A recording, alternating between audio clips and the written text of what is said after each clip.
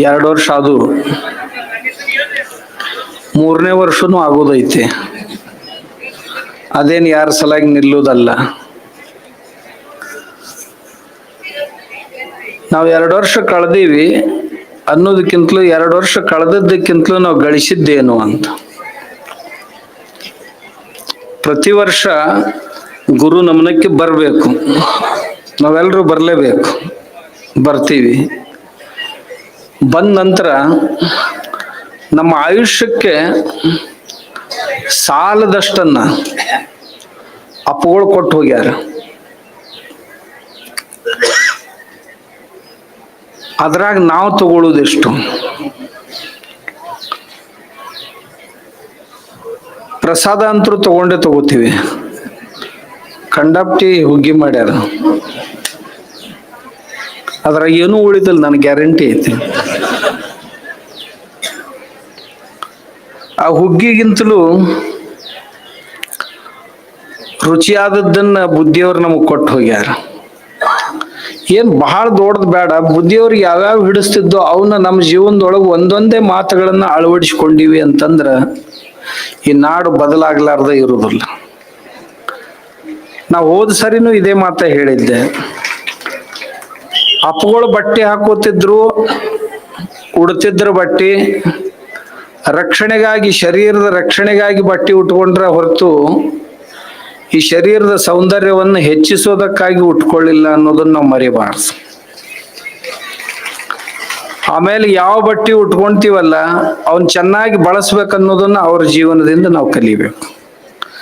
ಇರ್ಲಿಕ್ಕಂದ್ರೆ ಚಲೋ ಚಲೋವ ಹಿಂಗ್ ಒಗದು ಪ್ರದೂಷಣ ಹೆಚ್ಚು ಮಾಡಿ ಮತ್ತೊಂದು 2 ಮನೆಗೆ ತರ್ತಿದ್ದೀವಿ ಅಂತಂದ್ರ ನಾವು ಹೇಳ್ಕೊಳಕಷ್ಟ ಅವ್ರ ಭಕ್ತರಾಗ್ತೀವಿ ಹೊರತು ಅಂದ್ರ ಅವರ ಅನುಸರಣೆ ಮಾಡೋರಲ್ಲ ಅಂತ ಅದರ ಅರ್ಥ ಆಕೈತಿ. ಎಷ್ಟು ಹಸಿವು ಇರ್ತೈತೆ ಅಷ್ಟ ಊಟ ಮಾಡಬೇಕು. ಅದಕ್ಕೆ ಅಪ್ಪಗಳು ಉದಾಹರಣೆ ಆಗಿದ್ರು. 3ನೇದಾಗಿ ಬೇಗ ಮಲಗಬೇಕು, ಬೇಗ ಏಳಬೇಕು. ಎಷ್ಟು ಸುಲಭ ಐತಂತೀರ ಅಷ್ಟೇ ಕಠಿಣ ಕೆಲಸ. ಎಂಥ ಬೇಕಾದಂಥ ಇದು ಇರ್ಲಿ, ಅದ್ರೊಳಗೆ ಯಾವಾಗ್ಲೂ ಕಾಂಪ್ರಮೈಸ್ ಮಾಡ್ಲಿಲ್ಲ ಅಪ್ಪಗಳು. ಎಷ್ಟು ಸಾಧ್ಯ ಐತೆ ಅಷ್ಟು ಬೇಗ ಬಂದು ಮಲ್ಕೊಂಡು ಬಿಡೋದು. ಆಮ್ಯಾಗ ಎಷ್ಟೊತ್ತಿಗೆ ಬಂದು ಮಲ್ಕೊಳ್ಳಲ್ರಕ್, ಆದ್ರೆ 7 ಟೈಮ್ ಫಿಕ್ಸ್. ಎದ್ದು ಮತ್ ನಸಿಕ್ನಾಗ ತಿರ್ಗಾಡಕ್ ಹೋಗುದ. ಈ ಸಣ್ಣ ಸಣ್ಣ ವಿಷಯಗಳನ್ನ ನಮ್ಮ ಜೀವನಕ್ಕೆ ನಾವು ಅಳವಡಿಸ್ಕೊಂಡಿವಿ ಅಂತಂದ್ರೆ ನಮ್ಮ ಜೀವನ ಆಮೂಲಾಗ್ರವಾಗಿ ಬದಲಾವಣೆ ಆಗ್ತದೆ. ಇಲ್ಲೊಬ್ಬ ಗೌಡ ಅಲ್ಲೊಬ್ಬ ಗೌಡ, ನಮ್ಮ MP ಅವರು ಹೇಳಿದ್ರು, ಗೌಡ್ರು ಇಷ್ಟು ಮಂದಿ ಅದಾರಲ್ಲ, ಯಾಕಡೆ ಬೇಕಾದ ಕಡೆ ಕಲ್ಲೋಗಿರೋ ಒಬ್ಬ ಗೌಡಗೆ ಬೀಳುತ್ತದು. ಅಷ್ಟು ಮಂದಿ ಗೌಡ್ರು ಅದಾರ ಇದ್ರೆ ಬೇಕಾದ ಕಡೆ ಹೋಗಿರೋ ಒಂದ್ ಕಲ್ಲ ಯಾರೊಬ್ಬ ಗೌಡ್ಗ ಬಡಿತೈತದು ಹೋಗಿ.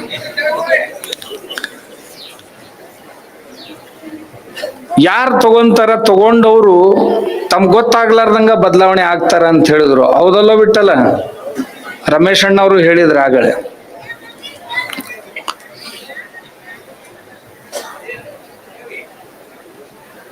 ಬೇಕಾದ ಶರಣರ ವಚನ ತಗೊಳ್ರಿ.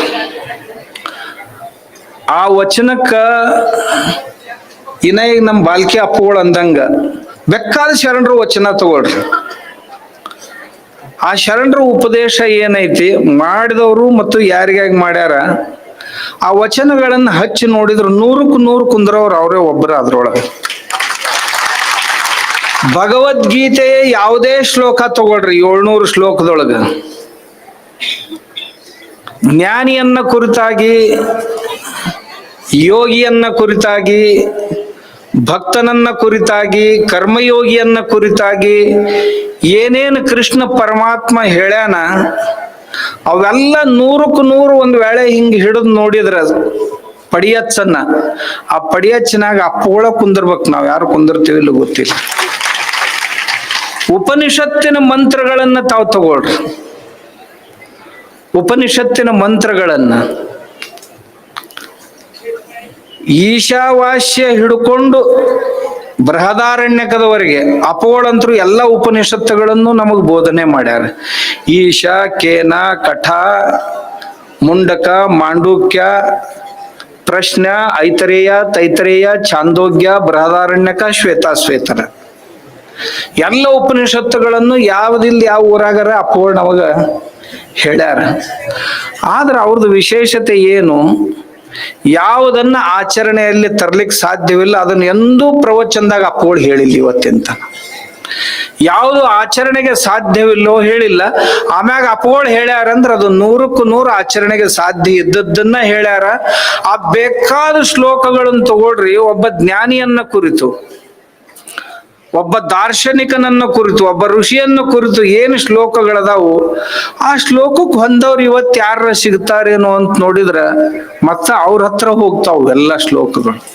ಇಲ್ಲೇ ಕಾಣ್ಬೇಕು ಅವ್ರನ್ನ ಅಂತ. ಭಕ್ತಿ ಶಾಸ್ತ್ರದವರು, ಅದು ನಾರದ ಮಹರ್ಷಿಯ ಭಕ್ತಿ ಸೂತ್ರಗಳೇ ಆಗಿರಬಹುದು, ಶಾಂಡಿಲ್ಯನ ಭಕ್ತಿ ಸೂತ್ರಗಳೇ ಆಗಿರಬಹುದು. ಆ ಭಕ್ತಿ ಸೂತ್ರಗಳನ್ನು ಅಪ್ಪೋಳಿ ಹೇಳಿದ್ರು.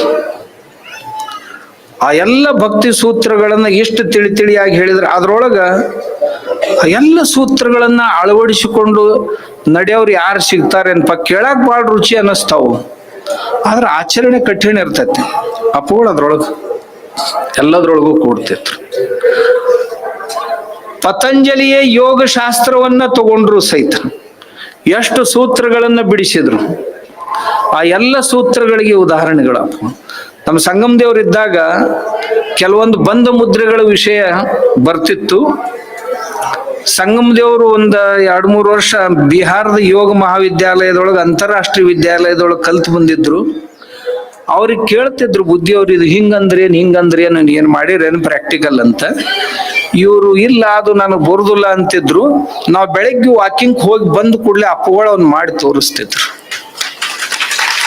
ಇದು ಹೀಗಿರ್ತದ, ಇದು ಹೀಗಿರ್ತದ, ಬಂಧಗಳಂದ್ರೆ ಇವು, ಮುದ್ರೆಗಳಂದ್ರೆ ಇವು, ಕುಂಡಲಿನಿ ಜಾಗೃತಿ ಅಂದ್ರೆ ಈ ರೀತಿ ಮಾಡ್ತಾರ.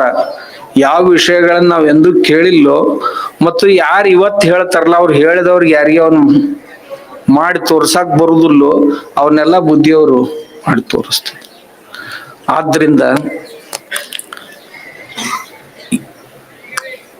ಅವರು ಒಂದೊಂದ ನಾವು ತಗೊಂಡ್ರ ಅವ್ರಿಗೆ ಬಸವಣ್ಣವ್ರದ್ದು ಒಂದ ವಚನ ಐತೆ, ತಮ್ಗೆ ಗೊತ್ತೈತಲ್ಲ, ಸಪ್ತ ಸೂತ್ರಗಳು ಅಂತ. ಕಳಬೇಡ, ಕೊಲಬೇಡ, ಇವೆಲ್ಲರಿಗೆ ಬಾಯ್ಪಾಟ್ ಅದಾವ. ಒಬ್ಬರಿಗಾರ ಆಚರಣದಾಗ ಅದಾವ. ನಿಮ್ ದೇವರಾಣಿ ಮಾಡಿ ಹೇಳ್ರಿ, ಖರೇನ ಹೇಳ್ಬೇಕು ಮತ್ ಸುಳ್ಳು ಹೇಳ್ಬಾರ್ದು. ಆ 7 ಸೂತ್ರಗಳನ್ನ ಹಚ್ಚ್ರಿ, ಅಪ್ಪೋಳ ಹಿಡ್ಕೊಂಡು ನೋಡ್ರಿ. ಬಹುತೇಕ ಅವ್ರೊಬ್ಬರ ಫಿಟ್ ನಾವೆಲ್ಲರೂ ಫೇಲ್ ಹಾಕಿವಿ ಅಂತ ಅನಿಸ್ತದೆ. ಯಾಕ ನಾವು ಖರೇನು ಹೇಳ್ತಿರ್ಬೇಕು, ಅಹಿಂಸೆನೂ ಪಾಲಿಸಿರ್ಬೇಕು.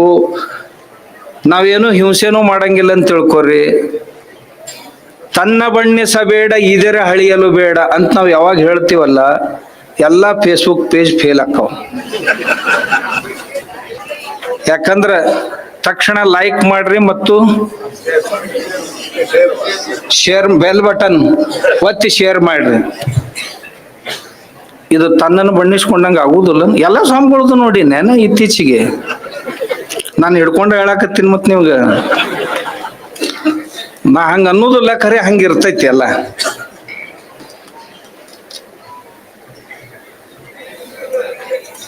ಮುನಿಯ ಬೇಡ ಅಂತ ಏನ್ ಅಂದಾರಲ್ಲ, ಯಾವ ಬೇಕಾದವ್ ಹೇಳ್ರಿ, ಸಿಟ್ಟಿಲ್ದಾವ್ ಯಾವ ಅದೇರಿ ಇದ್ರೊಳಗ ಕುಂದಿರ್ತೀವನ್. ಅದ್ರೊಳಗೆ 7 ಮಾತು ಬಾಳ ಅನ್ನಕ್ ಬಾಳ ಸುಲಭ ಅದಾವ.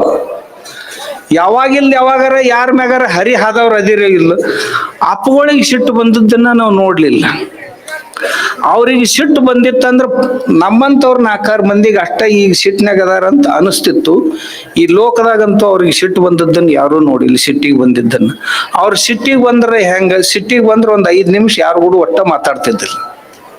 ಅವ್ರು ಮಾತಾಡ್ಲಿಲ್ಲ ಅಂತಂದ್ರೆ ಈ ಸದ್ದು ಭಯಂಕರ. ಅದು ಯಾವಾಗ ಬರ್ತಿತ್ತು ಸೀಟು, ಕರ್ಕೊಂಡು ಹೋಗಾಕ ಗಾಡಿ ತಗೊಂಡ್ ಟೈಮ್ದಾಗ ಬರ್ಲಿಲ್ಲ ಅಂತಂದ್ರೆ ಭಯಂಕರ ಸಿಟ್ಟು ಬರ್ತಿತ್ತು. ಅವ್ರು ಭಯಂಕರ ಸಿಟ್ಟು ಬರ್ತಿತ್ತು. ಅವ್ರಿಗೆ ಫೋನ್ ಹಚ್ಚ್ರಿ, ಇವ್ರಿಗೆ ಫೋನ್ ಹಚ್ಚ್ರಿ, ಅವ್ರು ಹಿಂದ್ ಮುಂದೆ ಇದ್ದೂಕ ದೊಡ್ಡ ಸಂಕಟ ಆಕ್ಕಿತ್ತು.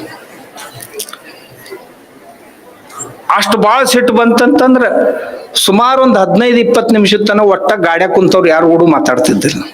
ಏನ ಹೇಳದಿಲ್ಲ ಅಂತಿದ್ವಿ ನಾವು ಅಷ್ಟ. ಇವ್ ನಮ್ಮಪ್ಪ ಒಂದ್ ಜರ ಸಿಟ್ಟು ಬಂದು ಅಂದ್ರ ಅವನವನ್ ಈ ಜನ್ಮದಾಗ ಹೋಗೋಲ್ದಕ್ ಮಕ್ಕಳಿಗೆ ಮರಿಗೆ ಹೇಳಿ ಅವನು ಬಿಡಬೇಡ ಅವ ನನಗೆ ಹಿಂಗ ಅಂದಾನಂತ ಹೇಳಿ ಸಾಯಿ ಮಂದಿ. ಅಪ್ಪಗಳಿಗೆ ಗಿಡ ಹಿಡಿಸ್ತಿದ್ದು ಹೌದಿಲ್ಲೋ. ನಾವ್ ಇಲ್ಲಿಂದ ಮನಿಗ್ ಹೋಗಾಗ ಸಂಕಲ್ಪ ಮಾಡಿ ಹೋಗಾಕ ಆಕೈತಿ ಇಲ್ಲೋ ಒಂದ್ 5 ಗಿಡ ಹಚ್ಬೇಕಂತ. ಏನ್ ಬಾಳ ಕಠಿಣ ಕೆಲಸ ಐತನ? ಸಿಮೆಂಟಿನ ಚೀಲ ತಗೋರಿ, ಮಣ್ಣು ಹಾಕ್ರಿ, ಒಂದಿಷ್ಟು ಸಗಣಿ ಗೊಬ್ಬರ ಹಾಕ್ರಿ, ಹಾಕಿ ನಿಮ್ ಮನಿ ಮುಂದ 5 ಗಿಡ ಹಚ್ಚಿಡ್ರಲ್ಲ. ಮತ್ ಹಚ್ಚು ಹೊತ್ನ್ಯಾಗ ಒಂದ್ ಕರಿಬೇವಿಂದ ಹಚ್ಚ್ರಿ, ಮತ್ತೊಂದೆರಡು ಬಳ್ಳಿ ಹಚ್ಚ್ರಿ, ಯಾವರ ಹಚ್ಚ್ರಿ. ಮನಿ ಮುಂದ ಒಂದ್ 5 ಗಿಡ ಹಚ್ಚಿದ್ರಿ ಅಂತಂದ್ರ ಅಪೋಳ ನೀತಿ ಪಾಲಿಸ್ದೀವಿ ಅಂತ ಆಕತಿ. ಮನಿ ಖರ್ಚುನು ಉಳಿತೈತಿ. ಹೊಲ್ದಾಗ ಹಚ್ಚಿದ್ರಿ ಅಂತಂದ್ರ ನಿಮ್ಮಂತ ಮಹಾನುಭಾವರ ಯಾರು ಇಲ್ಲ. 0.62% ಇಲ್ಲಿ ಫಾರೆಸ್ಟ್ ಬಿಜಾಪುರ್ದು, ಬರೀ 0.62. ಎಲ್ಲಿ 22-32% ಫಾರೆಸ್ಟ್ ಇರಬೇಕು ಅಲ್ಲಿ ನಮ್ ಜಿಲ್ಲಾ. ನಾವು ಆದರ್ಶ ಇಲ್ಲಿ ಒಂದು ಮಾತು ಹೇಳಿದ್ದೆ, 1000 ಎಕರೆ ಒಳಗೆ ಅರಣ್ಯ ಮಾಡೋಣ ಅಂತ. ನಮ್ಮ MB ಪಾಟೀಲ್ರು ಇಲ್ಲಿ ಸರ್ಕಾರದ್ದು ಈ ಮಮದಾಪುರ ಹತ್ರ 1000 ಎಕರೆದಾಗ ಸನೇಕ್ ತಂದಾರ. ಮತ್ತ ಅದನ್ನ ಸರ್ಕಾರಿ ಇದ್ರೊಳಗ ಅಪೋಳ ಸ್ಮೃತಿಗಾಗಿ ಅಂತ ಹೇಳ್ಯಾರ. ನಾ ಅಂತಿದ್ದೆ ರೊಕ್ಕ ಕೊಟ್ಟು ತಗೊಂಡು ಅದ್ರಾಗ ಮಾಡೋನೇನೋ ಅಂತ ಅಂತಿದ್ದೆ. ಈ ಸದ್ದಿಗೆ ನಡ್ದೈತ್ರಿ, ಇದನ್ನ ಮುಗಿಸೋನು, ಹಿಂದಾಗಡೆ ಅದನ್ನು ತಗೊಂಡು ಮಾಡೋನು. ಇವ್ರೇನ್ ಕುಂತಾರ್ಲಿ, ಇವ್ರಿಗೆ ಅದಕ್ಕ ಹೇಳಕತ್ತೀನ, ಗೌಡ್ರಿಗೆ ಹಚ್ಬೇಕಿಂತಾವ್. ಆ ಗೌಡ್ ಹಂಗ ಮಾಡ್ಯಾನಂದ್ರ ನಾ ಇದನ್ನ ಮಾಡೇ ತೋರಿಸ್ತೀನಿ. ನೀವು ನಾವು ಜೀವ ಆದ್ರೂ ಬಿಡುದಿಲ್ಲ ಇವ್ ಗೌಡ್ರು, ನನಗ್ ಪಕ್ಕ ಗೊತ್ತೈತಿ. ಅವ್ರೊಂದ್ 1000 ಎಕರೆದೊಳಗ್ ಗಿಡ ದೊಡ್ಡ ಹಚ್ಚಾರ. ನಾ ಹೋಗಿ ನೋಡಿನೂ ಬಂದೀನಿ. ಇನ್ನ ಉಳ್ದು ಮಾಡಕ್ ಹತ್ತಾರ, ಮಾಡ್ತಿರ್ತಾರ. ನಾವು ಅವ್ರು ಹಚ್ಚಿದ್ರು, ಆದರ್ಶ ಮಾತು ಕೊಟ್ಟಿದ್ರು, ಮಾಡಿದ್ರು. ನಮ್ಮ MB ಪಾಟೀಲ್ರು ಉಳ್ದವ್ರು ಮಾಡ್ಯಾರ. ಯಾರ್ಯಾರು ಏನೇನ್ ಹೇಳಿದ್ರ ಅವ್ರವ್ರು ಮಾಡ್ಯಾರ. ಅಪ್ಪಗಳು ಹೇಳ್ಯಾರ ಅಂತ ತಿಳ್ಕೊಂಡು ನೀರಿಂದು ಕೆಲಸ ಮಾಡಿದ್ರು. ನಮ್ ಈ ಗೌಡ ಇವ್ರು ಏನ್ ಕುಂತಾರ ತಮ್ಮ ಮತಕ್ಷೇತ್ರದಾಗ ಯಾವ ಒಂದ್ ಜರ ಮುಂಗೈ ಜೋರ್ ಐತಿ, ಅವ್ರು ಚಲೋ ಮಾಡ್ಯಾರ. ಬಾಯ್ ಸತ್ತು ಏನದಾವ್ ಇನ್ನ ಹಂಗ ಅದಾವ. ಹೌದಲ್ಪ?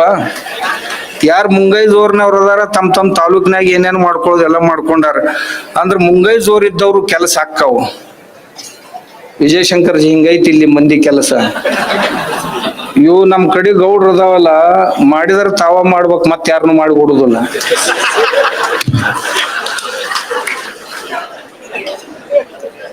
ಈ ಗೌಡನ್ ಹಣಿಬೇಕಾಗಿತ್ತಂದ್ರ ಮತ್ತೊಬ್ಬ ಗೌಡನ ಬರ್ಬೇಕು. ಹಿಂಗೈತಿ. ಮತ್ ಮನುಷ್ಯನ್ಯಾಗ ಬತ್ತ ಅವನು ಗುಡ್ಡ ಸಹಿತ ಸರಿಸ್ತಾರ ಒಂದು ಗುಡ್ಡ. ಅದ್ರಾಗ ಅಪ್ಪಗಳ ಬಾಯಿಂದ ಬಂತಂದ್ರ ಆಗಲಿ ಶಿವಾನಂದ ಹೇಳಿ ನಾನು ಮುಗಿತು ವೇದ ವಾಕ್ಯ. ಅವ ತನ್ನ ತಾಲೂಕ್ ಅಟ್ಟ ನೋಡ್ಕೋಣ. ಇಲ್ಲಿ ಗೌಡದಲ್ಲ, ಇವ ತನ್ನ ತಾಲೂಕ್ ಅಟ್ಟ ನೋಡ್ಕೋಣ. ನೋಡ್ಬೇಕಾರೆ ನಾವು ಉಳಿದವ್ರಿಗೆ ಎಲ್ಲರನ್ನು ನಮ್ ಗೂಡ್ ಕರ್ಕೊಂಡು ಹೋಗ್ಬೇಕಂತ ಹೋದ್ರ ಅಪ್ಪಗಳ ಕನಸು ಪೂರ ಆಕತಿ. ನಾವೇನ್ ಕುಂತವ್ರ ಇದೀವಲ್ಲ, ಇವ್ರದ್ದು ಅಷ್ಟ ಮಜಾ ನೋಡುದು ಬೇಡ. ನಾವು ನಮ್ಮ ಮನ್ಯಾಗ ನಮ್ಮ ಹೊಲ್ದಾಗ 4 ಗಿಡ ಹಚ್ಕೊಳಕ್ ಬರ್ತೈತಿ ಅಂತೀರಿ, ಇಲ್ಲ ಅಂತೀರಿ. ಹಚ್ಕೊಂಡ್ರಂದ್ರ ಗುರು ನಮನಕ್ ಹೋದದ್ದ ಸಾರ್ಥಕ ಆತು ಅಂತ ತಿಳ್ಕೊಬೇಕು. ಗುರು ನಮನಕ್ಕೆ ಏನ್ ಹೋಗಿದ್ದೇವಲ್ಪ, ಈ ವರ್ಷ ಸಂಕಲ್ಪ ಮಾಡಿ ಹೋಗೋನು, 4-5 ಗಿಡಗಳು ಹಚ್ಕೊಳ್ಳೋನು ಹೊಲ್ದಾಗ. ಸಾಧ್ಯದ್ರ ಊರಾಗ ಯುವಕರು ಊರಿಗೊಂದು ವನ, ಶಾಲೆಗೊಂದು ವನ, ನಮ್ಮ ಮನ್ಯಾಗ ಕನಿಷ್ಠ ನಮ್ಮ ಹೊಲ್ದಾಗ ಒಂದು 5-10 ಗಿಡ ಹಚ್ಕೊಳ್ಳು. ನೀವು ಹೂ ಅನ್ರಿ, ನಾ 1 ಕೋಟಿ ಗಿಡಗಳನ್ನು ಪುಕ್ಕಟೆ ಕೊಡಕ್ ತಯಾರದಿ. ನೀವು 1 ಕೋಟಿ ಹಚ್ಚಲಿಲ್ಲ ಅಂದ್ರೆ 10 ಕೋಟಿ ವಸೂಲ್ ಮಾಡ್ತೀನಿ. ಒಬ್ಬನ್ನು ಬಿಡುದಿಲ್ಲ. ಇನ್ನೊಂದು ಅವು ಬದುಕಲಿಲ್ಲ ಅಂತಂದ್ರ ಒತ್ತವದ್ದು ವಸೂಲ್ ಮಾಡ್ತೀನಿ. ಮತ್ತೆ ಬಿಡು ಪೈಕಿ ಅಲ್ನ. ಇವ್ ಸ್ವಾಮಿಗಳಂದು ಕೂಡ್ಲೆ ಬಾಳ್ ಮೆತ್ತಗ, ಅಪ್ಪಗಳು ಶಿಷ್ಯರದಾರ ಬಾಳ್ ಮೆತ್ತಗ, ನನ್ನ ಹಿಂಗ ಬೆಳೆಸ್ಯಾರ ಅವ್ರು. ಒತ್ತವದ್ದು ವಸೂಲ್ ಮಾಡವನ. ಅದಕ್ಕ ಯವ್ವ ನೀವೆಲ್ಲರೂ ಮನ್ಯಾಗ ಹಚ್ಚ್ರಿ. ನೀವೇನ್ ಬಂದಿರಲ್ಪ ಹಳ್ಳಿಯವರು ಎಲ್ಲಾ ಡೂಪ್ಲಿಕೇಟ್ ಕೃಷಿಕರು, ಒಕ್ಕಲಿಗರು. ಡೂಪ್ಲಿಕೇಟ್ ಅಂದ್ರೇನು? ಪಟ್ಪಟ್ಟಿ ಮ್ಯಾಗ ಕುಂದಿರ್ತಾವು, ಬದುವಿಂತನ ಹೋಗಿ ಅಲ್ಲಿಂದನೂ ಹೊಳ್ಳಿ ಬರ್ತಾವು. ಹೊಲ್ದಾಗ ಇಳಿದಿಲ್ಲ, ಕೆಲಸ ಮಾಡುವುದಿಲ್ಲ. ಬಂದ್ ಮತ್ ಬಿಜಾಪುರದಾಗ ಹಿಂಗಿಟ್ ತಿರುಗಿ ಚಾ ಕುಡ್ದು ಒಂದಿಟ್ಟು ಊಸಿ ಗೀಸಿ ಏನ್ ಹಚ್ಚೋದಿತ್ತಂದ್ರ ಹಚ್ಚಿ ಮತ್ತೊಂದಿಟ್ಟು ಗುಟ್ಕ ತಿಕ್ಕಿ ಝಟ್ಕ ಹೊಡ್ಕೋತಾನೆ ಮನಿಗ್ ಹೋಗಿರ್ಬೇಕು. ಇಲ್ಲಿ ಬಂದವ್ರು ಆ ಮಾತಲ್ಲ, ಆ ಮಂದಿ ಇಲ್ಲಿ ಬರಾಕ ಸಾಧ್ಯ ಇಲ್ಲ, ಸಾಧ್ಯನೇ ಇಲ್ಲ. ಅದಕ್ಕ ತಾವು ರೈತರು ಅಪಗಳಿಗೆ ಹಿಡಿಸ್ತಿತ್ತು.